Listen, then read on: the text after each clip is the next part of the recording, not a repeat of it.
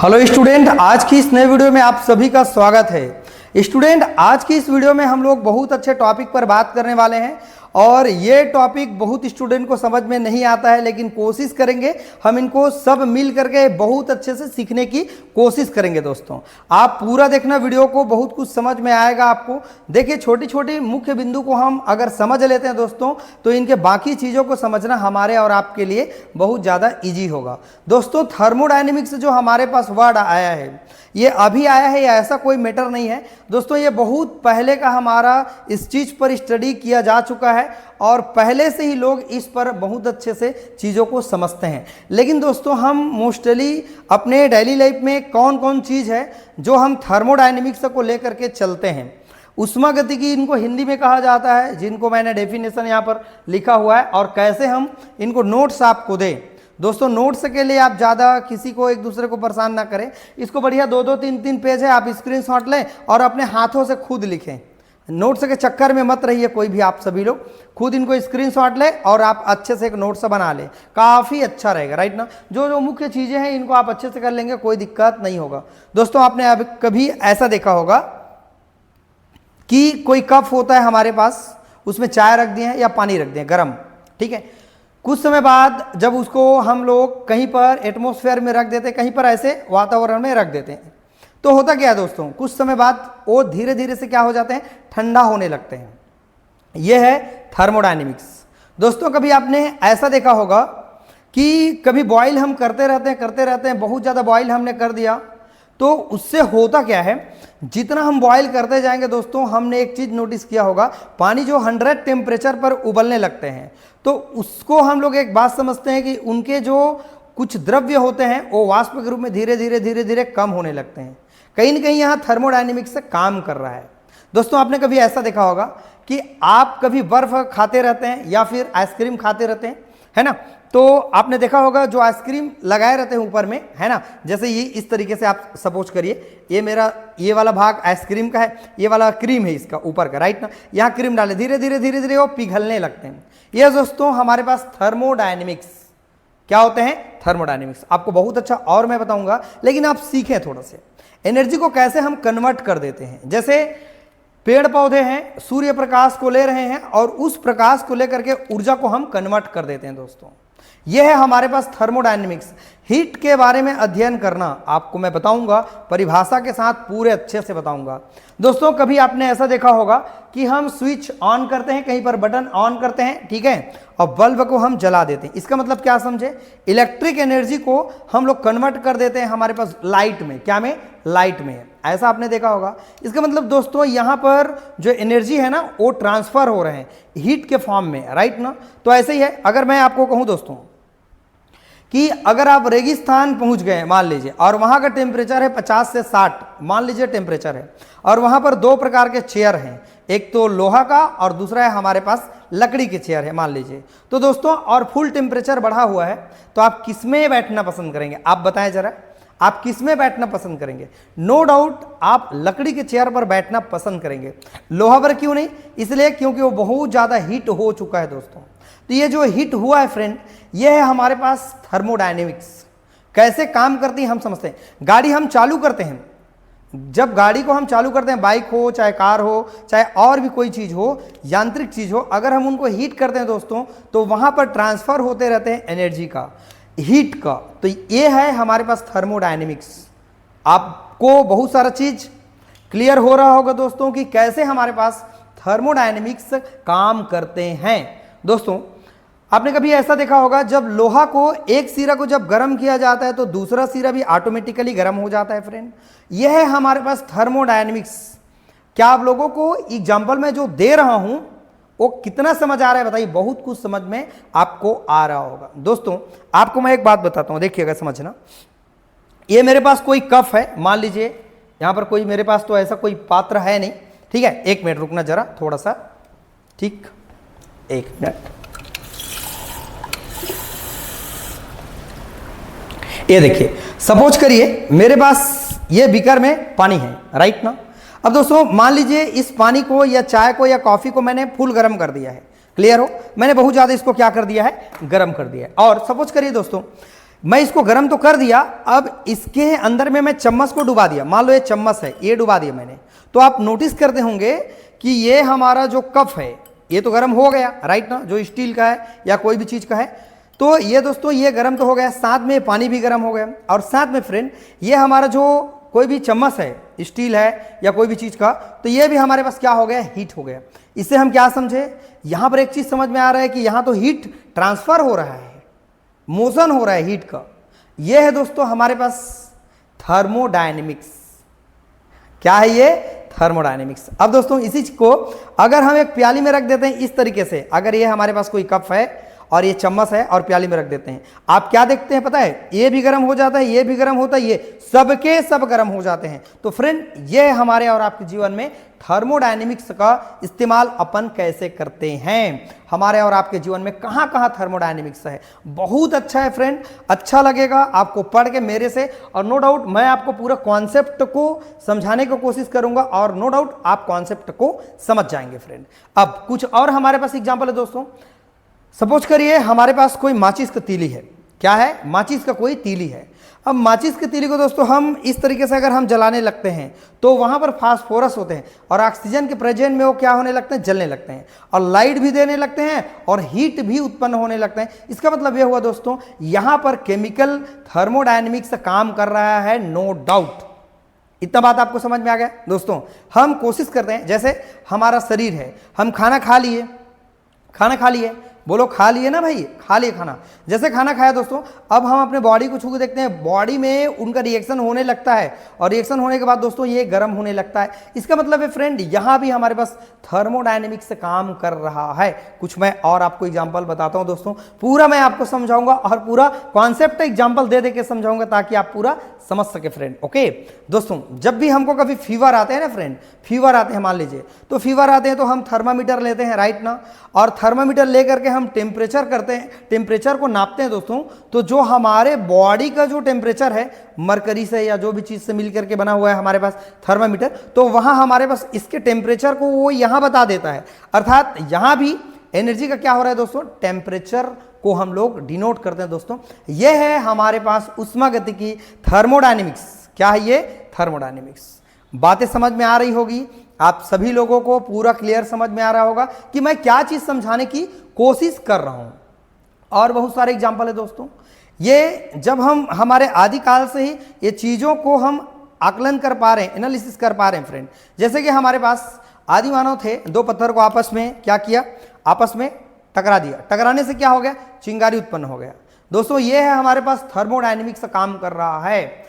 आपने पढ़ा होगा ऊर्जा न तो उत्पन्न होती है न तो नष्ट होती है, एक रूप से दूसरे रूप में कन्वर्ट होते हैं। मोमबत्ती के जलना आपने पढ़ा है, एक रूप से दूसरे रूप में कन्वर्ट होते हैं। क्या ये थर्मोडायनेमिक्स है, यस, थर्मोडायनेमिक्स से काम करते हैं फ्रेंड। थर्मोडायनेमिक्स से मतलब क्या समझे, आप पानी को यहां गर्म कर रहे हैं फ्रेंड, सपोज करो स्टूडेंट आप पानी को गर्म कर रहे हैं, इनको टेम्परेचर हम फुल दे देते हैं, फुल टेम्परेचर देंगे तो इसका जो पानी है ना वाष्प के रूप में उड़ते जाएगा। इसका मतलब ये हुआ 100 डिग्री के बाद, सेल्सियस के बाद इसका जो पानी था वो एक रूप से दूसरे रूप में कन्वर्ट हो रहा है, दूसरे हीट में कन्वर्ट हो रहा है। मतलब इसका मतलब ये समझे कि यहाँ का जो एनर्जी है वो दूसरे फॉर्म में चला जा रहा है, मतलब भाप के रूप में यहाँ दिखाई देने लगते हैं। आई होप आप सभी लोगों को बात समझ में आ रही होगी, हमारे पास थर्मोडायनेमिक्स से क्या चीज़ होते हैं। और बहुत सारे चीज़ें हैं फ्रेंड जो हमारे और आपके जीवन में थर्मोडायनेमिक्स का स्पेशल रोल है। बहुत ज़्यादा एक टॉपिक इंपॉर्टेंट है, आप और हम सब के लिए इनको धूम मचा के पढ़ना है दोस्तों। अगर वीडियो अच्छा लगे यार तो लाइक कमेंट आप जरूर कर देना, क्योंकि हमसे आपको हमारे यूट्यूब चैनल से बहुत अच्छा चीज़ सीखने के लिए मिलेगा। और आपके जो भी फ्रेंड है ना उनको शेयर कर देना धूम मचा के, राइट ना, क्योंकि कमांडो जैसे टीचर आपको पढ़ाने के लिए बैठा है, नो डाउट सिलेबस कंप्लीट करके दूंगा, वो भी फ्री, कोई चार्ज मैं आपसे नहीं लूंगा। ओके चलिए फ्रेंड अब समझना स्टार्ट करते हैं। थर्मोडायनेमिक्स जो होता है दो शब्दों से मिलकर बना है दोस्तों, मैं आपको यहां समझाने की कोशिश करता हूं। थर्मो प्लस डायनामिक्स, अर्थात friend thermo plus dynamics. Thermo means होता है ग्रीक शब्द में हीट, हीट का मतलब गर्म है ना, और डायनामिक का मतलब क्या होता है, मोशन। मोशन मीन्स क्या होता है, मूव करना। अर्थात इसका मतलब ये समझे कि हीट का एक स्थान से दूसरे स्थान तक अगर गति होकर चला जाता है, उनका अगर हम स्टडी करें फ्रेंड तो वो होता है हमारे पास थर्मोडायनेमिक्स कहलाता है। क्लियर है, इतना बात समझ में आ गया। थर्मोडायनेमिक्स हमारे पास दो शब्दों से मिलकर बना है, थर्मो अर्थात हीट, हीट मतलब उष्मा, और यहां पर होता है डायनामिक्स, डायनामिक्स का मतलब होता है मोशन या फिर परिवर्तन। तो ये सबसे पहले ये चीज को हम लिख सकते हैं जो कि बहुत ज्यादा इंपॉर्टेंट है। देखो, उष्मागतिकीय थर्मोडायनेमिक्स शब्द की व्युत्पत्ति ग्रीक भाषा के थर्मोस, ठीक है, अर्थात उष्मीय ऊर्जा तथा डायनामिक, डायनामिक का मतलब क्या होता है, परिवर्तन से मिलकर के बना है।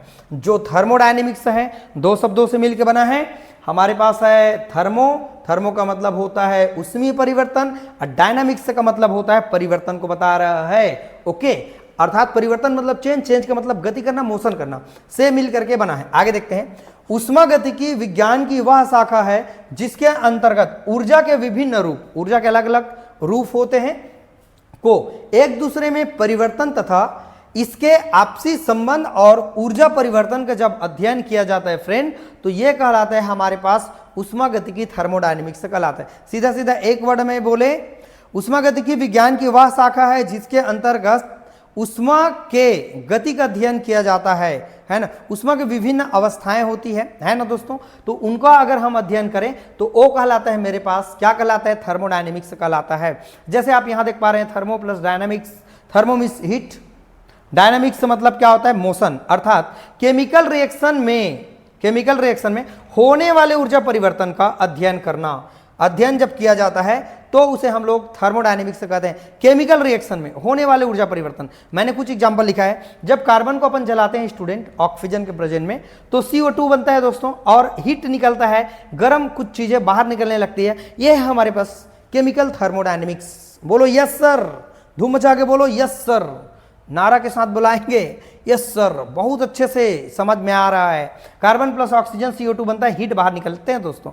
मेथेन को अगर हम जलाएं फ्रेंड, तो कार्बन डाइऑक्साइड H2 और हीट बाहर निकलने लगता है दोस्तों। जिसका मैं एग्जांपल दे रहा था, ये हमारे पास माचिस की तीली, अगर हम फास्फोरस को जलाएं, माचिस को जलाएं ऑक्सीजन के प्रेजेंट में, तो बनता है P2O5 बनता है, और हीट बाहर निकलते हैं, और लाइट भी हमको बाहर निकलते हुए नजर आते हैं। कितना अच्छा चीज मैं आपको बता रहा हूं, बहुत सारी चीज कलेक्शन करके मैं आपको बता रहा हूं, इंटरनेट से, बुक से, और जो नॉलेज है आपको जो समझ में आता है दोस्तों, उनके बेस पर मैं आप सारे लोगों को इसके बारे में मैं बता रहा हूं फ्रेंड। तो ये होता है thermodynamics, motion of heat, heat का जो उष्मा का गमन करना। अगर उष्मा यहां से वहां चला गया, यहां से वहां चला गया, राइट ना, तो उनके आने जाने से हमारे पास जो उनका स्टडी करेंगे दोस्तों, वो है हमारे पास केमिकल थर्मोडायनेमिक्स या थर्मोडायनेमिक्स के नाम से जानते हैं, जो फिजिक्स में भी बहुत अच्छा से काम आएगा और हर जगह काम आएगा। सबसे पहले फ्रेंड आप एक बार स्क्रीनशॉट जरूर ले लेंगे।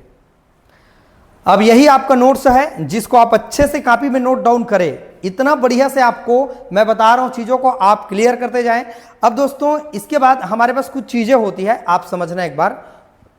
दो प्रकार के हमारे पास चीज देखने के लिए मिलेगा इसमें, एक तो तंत्र होता है और एक तो परिवेश होता है। फिर मैं तंत्र के प्रकारों को आपको बताऊंगा, उसके बाद जो और चीजें जो हमारे और आप सबके लिए बहुत ज्यादा इंपॉर्टेंट है फ्रेंड, उसको मैं आपको एकदम डिटेल करूंगा, ठीक है।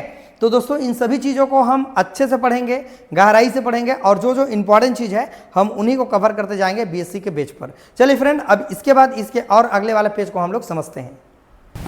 चलिए फ्रेंड, अब इसके बाद इसके कुछ महत्वपूर्ण बिंदु को जानना हम सभी को जरूरी है, जो इस चैप्टर में समझने के लिए काफ़ी हेल्प करने वाला है। दोस्तों हमारे पास दो सिद्धांत होते हैं, एक तो माइक्रो और एक होते हैं हमारे पास मैक्रो।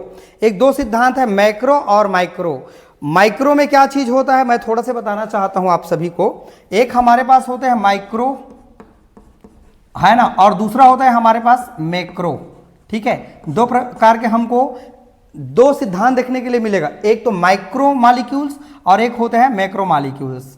माइक्रो में सूक्ष्म मॉलिक्यूल होगा, जैसे इलेक्ट्रॉन, प्रोटॉन और न्यूट्रॉन के बारे में बात करेंगे। लेकिन दोस्तों जब हम लोग माइक्रो बात करेंगे तो हम लोग कोई मॉलिक्यूल्स का बात करेंगे, जिसमें कोई बड़े अणु के बारे में हम लोग बात करेंगे। ये होते हैं हमारे पास दो स्थूल, हमारे पास क्या हो सकते हैं, सिस्टम हो सकते हैं फ्रेंड, माइक्रो और मैक्रो। ये तो खैर साइड का चीज है, इस पर ज्यादा हमको जोर नहीं डालना है। इसके दो महत्वपूर्ण बिंदु है दोस्तों, सिस्टम और सराउंडिंग। मूल हमारे पास कुछ पद है, हम सब जानते हैं, जो यूनिवर्स है, जो ब्रह्मांड है, वो दो चीजों से मिलकर बना है। एक है हमारे पास सिस्टम और दूसरा है सराउंडिंग। सिस्टम को कहते हैं हिंदी में निकाय कहते हैं, या तंत्र के नाम से भी हम लोग फ्रेंड इसको जानते हैं। इसे तंत्र भी हम लोग क्या कहते हैं, क्लियर हो। और ये हमारे पास परिवेश, परिवेश क्या है, तंत्र क्या, एकदम इजी है और ना कोई टेंशन नहीं है, आप सभी लोगों को समझ के पढ़ना है, बस वीडियो को अच्छे से देखना, आपको पूरा चीज समझ में आ जाएगा। देखो मैं आपको समझाता हूं। ये दोस्तों मान लीजिए ये वाटर है मेरे पास, ये मेरे पास क्या है, वाटर है, मान लीजिए सपोज करो। तो ये जो पानी है इसको मैंने लिया हुआ है, इसका कुछ मैं अध्ययन करने के लिए कि ये पानी कैसे दिखते हैं, ये कैसे इनका कलर होता है, इसको मैंने मान लीजिए लिया हुआ है। तो दोस्तों मेरे पास ये जो पानी है बीकर में, ये मेरे पास एक सिस्टम है, ये मेरे पास एक तंत्र है, एक निकाय है। आई होप बात समझ में आ गई। और इसके बाद दोस्तों इसको छोड़ करके जो हमारे पास इस वातावरण है, एटमॉस्फेयर है, ताप धाप जो भी पड़ेगा इसके ऊपर, वो हमारा हो जाएगा परिवेश, हो जाएगा उनका सराउंडिंग हो जाएगा। ये बात समझ में आ गया। जैसे जो चीज़ आप कोई भी चीज़ आप अध्ययन करने के लिए अगर हम सेलेक्ट करेंगे वो हमारा तंत्र कहलाता है। मान लीजिए दोस्तों मैंने इनको उठाया इस चौक को अध्ययन करने के लिए, तो ये हमारा एक तंत्र होगा, और बाकी जो जितना भी उनके अगल बगल है वो हमारा क्या हो जाएगा, एक परिवेश हो जाएगा। आई मीन मेरा बात समझ में आ गया सभी लोगों को। मान लीजिए दोस्तों मैं इस रूम में हूँ, राइट ना, तो इस रूम के अंदर में मैं हूँ, मान लीजिए इस रूम का स्टडी करना है, तो ये मेरे पास कहलाएगा, क्या कहलाएगा, मेरे पास तंत्र कहलाएगा, सिस्टम कहलाएगा। लेकिन इसके बाद जो बाहर है और इस रूम के जो बाहर चीजें हैं वो इसका परिवेश कहलाता है। तो इन्हीं दोनों चीज को हम समझ गए दोस्तों। देखो मैं यहाँ परिभाषा में क्या लिखा हूं, आपको पेपर में लिखना है ना, चूंकि सिस्टम क्या होते हैं समझा के लिखना है सामने वालों को। ब्रह्मांड का वह अंश या क्षेत्र या भाग जिसके गुण धर्मों का अध्ययन किया जाता है, या जिसे अध्ययन करने के लिए जिसे हम लोग सेलेक्ट करते हैं फ्रेंड, वो होते हैं हमारे पास सिस्टम होते हैं, वो हमारे पास तंत्र होते हैं, निकाय होते हैं। सबको समझ आ रहा होगा। सराउंडिंग क्या है देखते हैं। तंत्र पर जो सीधा प्रभाव डालता है, कोई भी हमारे पास तंत्र होगा उस पर अगर हम सीधा प्रभाव डालें तो जो प्रभाव डालता है दोस्तों उनको कहते हैं हम लोग परिवेश कहते हैं स्टूडेंट, ओके। या तंत्र के अलावा अन्य जो भाग है वो हमारा है परिवेश। क्या है हमारे पास, परिवेश। इतना तो समझते होंगे। मान लीजिए मैं यहाँ धूप में खड़ा हूँ, मान लीजिए मैं धूप में यहाँ खड़ा हूँ, सपोज करो, है ना, गर्मी के दिन हो या ठंडी के दिन में, तो मैं एक तंत्र हूँ, राइट। और जो बाहर जो प्रभावित कर रहा है वो मेरे पास होगा, क्या होगा बताइए जरा, वो हमारा परिवेश होगा। इसका मतलब दोस्तों हम समझ पाए चीज़ों को कि ऐसा दुनिया में कोई चीज़ नहीं है जिनको परिवेश प्रभावित ना करता होगा। हर चीज़ दुनिया में प्रभावित करने वाला कोई ना कोई एनर्जी है जो हमारे पास कहीं भी छूट नहीं सकते। क्लियर हो। तो यही था हमारे पास। एक मैंने एग्जांपल लिया हुआ है, मान लीजिए यहाँ पर एक गैस का सिलेंडर है फ्रेंड, यहाँ पर एक गैस का सिलेंडर है सपोज करिए, राइट ना। आप एग्जांपल कोई भी दे सकते हैं अपने मन से। तो इसके अंदर में गैस भरे हुए हैं, राइट ना, और इसके चारों ओर हमारे पास परिवेश है। तो फ्रेंड बताइए मुझे इसमें परिवेश कौन होगा, परिवेश से चारों ओर होगा, इसके अगल बगल, है ना, जो यहाँ पर प्रभाव डाल रहे हैं ये हमारा परिवेश होगा, सराउंडिंग होगा, ओके।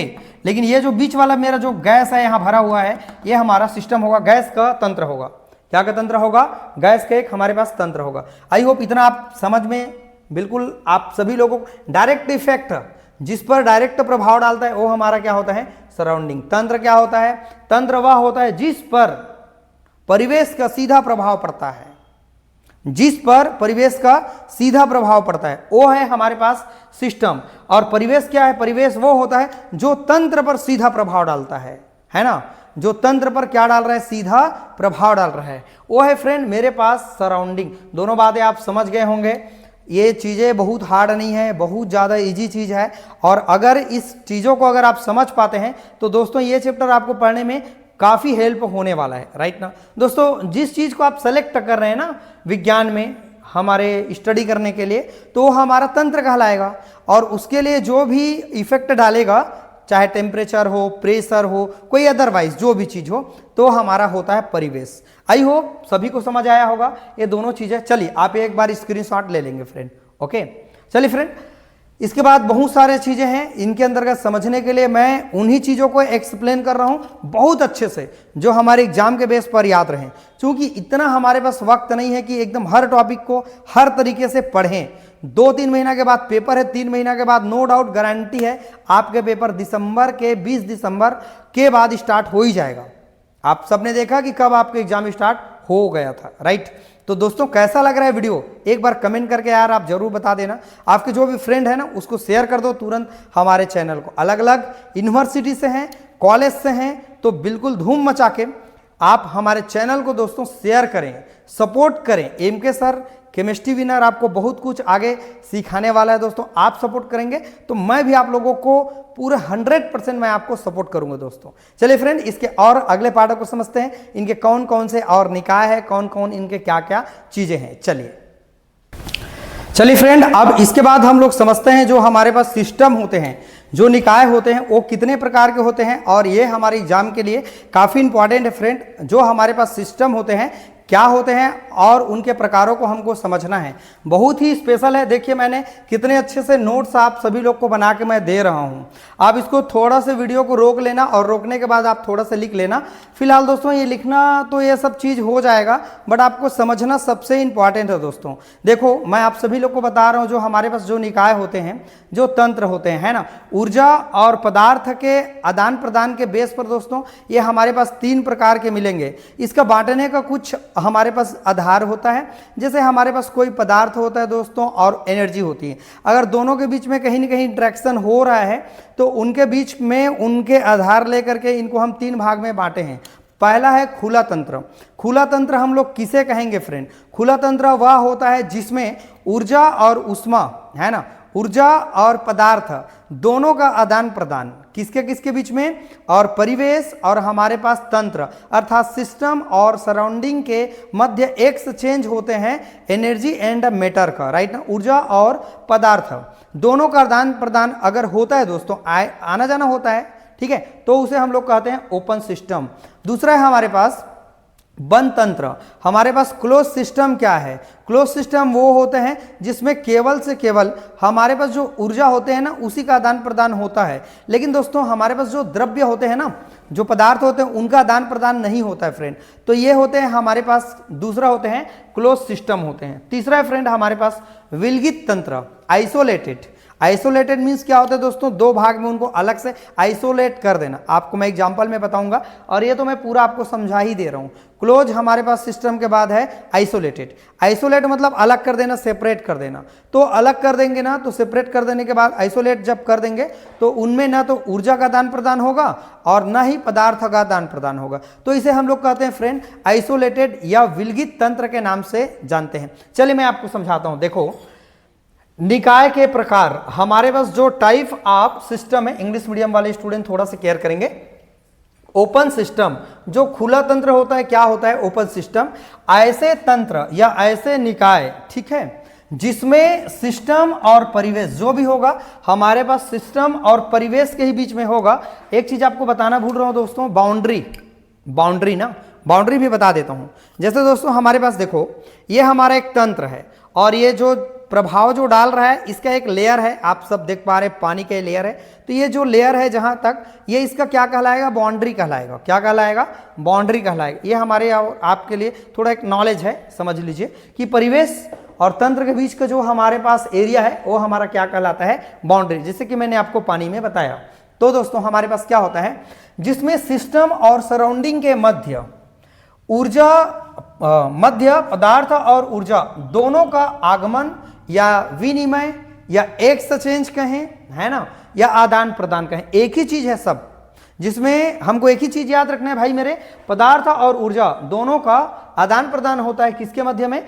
सिस्टम और सराउंडिंग के मध्य में। उसे कहते हैं दोस्तों हमारे पास खुला तंत्र के नाम से जानते हैं।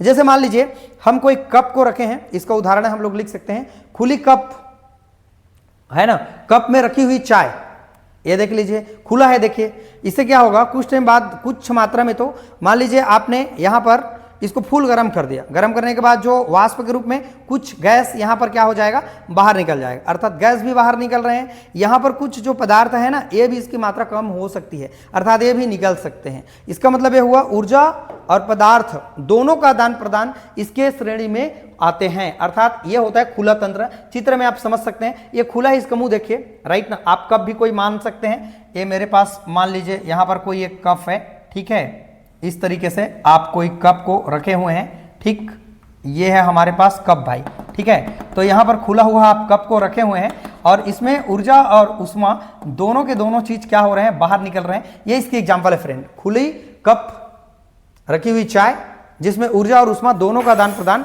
हमारे पास होने लगता है, ये होते हैं हमारे पास खुला तंत्र होते हैं। आई होप आप समझ गए होंगे एग्जाम्पल के साथ। अगला फ्रेंड हमारे पास बंद तंत्र।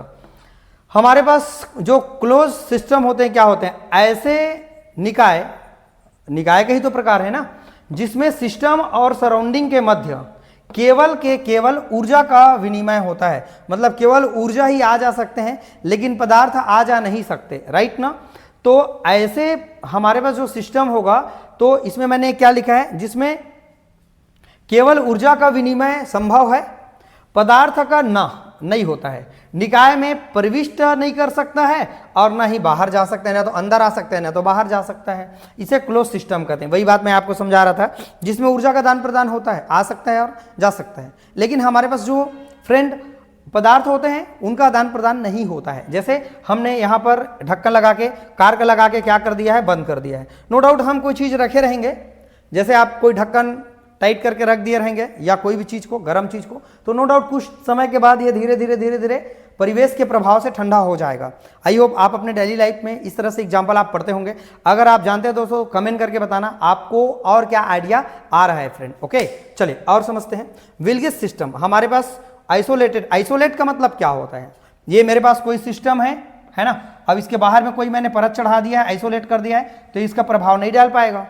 इसका मतलब क्या होगा, ऐसे निकाय जिसमें परिवेश, सिस्टम और परिवेश लिखेंगे ना, सिस्टम और परिवेश के मध्य ऊर्जा और पदार्थ अर्थात हीट है ना, ऊर्जा और पदार्थ का आदान प्रदान नहीं होता है, उसे हम लोग कहते हैं दोस्तों, क्या कहते हैं मेरे भाई, विल्गित तंत्र, आइसोलेटेड सिस्टम के नाम से हम लोग जानते हैं।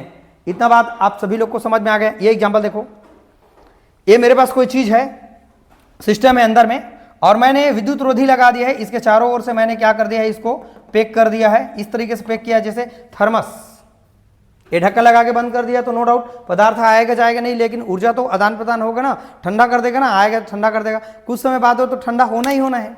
बट यहाँ देखिए थर्मस आप जानते हैं, आप लंबे समय रखने के बाद भी उनके पदार्थ और ऊर्जा दोनों का आदान प्रदान नहीं होता है। क्लियर हो? आई होप आप समझ गए कि हमारे पास ये तीनों सिस्टम क्या होते हैं। और कोई आपको आइडिया आते हैं, किसी भी मन में आपके कोई और सवाल आते हैं फ्रेंड, तो आप कमेंट करके बताना मुझे। और ये तीनों को मैंने बहुत अच्छे से आप सभी लोग को बता दिया। कुछ चीज़ें और है दोस्तों जिसको मैं आपको थोड़ा सा बताना चाहूँगा। पहले आप स्क्रीनशॉट ले लेंगे, ठीक, और एक बार आप प्रैक्टिस करके देखना, पढ़ना, फिर आपको कोई दिक्कत नहीं होगा। ठीक है फ्रेंड, तो ये तीनों चीज़ आप समझ गए। ये हमारे पास बंद, हमारे ढक्कन रख दीजिए, ढक्कन लगा के रख देंगे।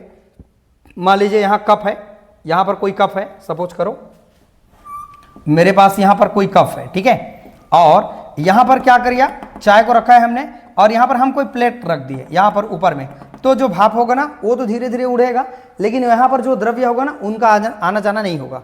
क्लियर? आई होप आप समझ गए। ये थर्मस है, ये आपका ढक्कन से बंद हमारे पास चाय या कप का हमारे पास कोई पात्र है, ये आपका खुला हुआ पानी का पात्र मान लीजिए या कप मान लीजिए। क्लियर हो? अब देखते हैं दोस्तों पदार्थ के संगठन के आधार पर, आपको थोड़ा सा बता देता हूँ। पदार्थ के संगठन के आधार पर, संगठन, कंपोजिशन ऑफ द मैटर है ना, इसको नोट डाउन करेंगे। ये पेपर के लिए इतना इंपॉर्टेंट नहीं है, लेकिन सिलेबस में दिया है तो थोड़ा मैं बता देता हूँ। ये दो प्रकार के मिलेंगे, एक तो सममांगी और एक तो विषमांगी। आप एक बार स्क्रीनशॉट ले लेते हो, ले लिए ना, अच्छा ठीक है। देखो ये दो प्रकार के होते हैं हमारे पास पदार्थ के कंपोजिशन के आधार पर। टू टाइप के हमको कंपोजिशन देखने के लिए मिलेंगे फ्रेंड। देखो एक तो होते हैं सममांगी निकाय और एक तो होते हैं विषमांगी निकाय। सममांगी क्या होते हैं, जो आपस में एक दूसरे के साथ मिक्स हो जाते हैं, मिल जाते हैं।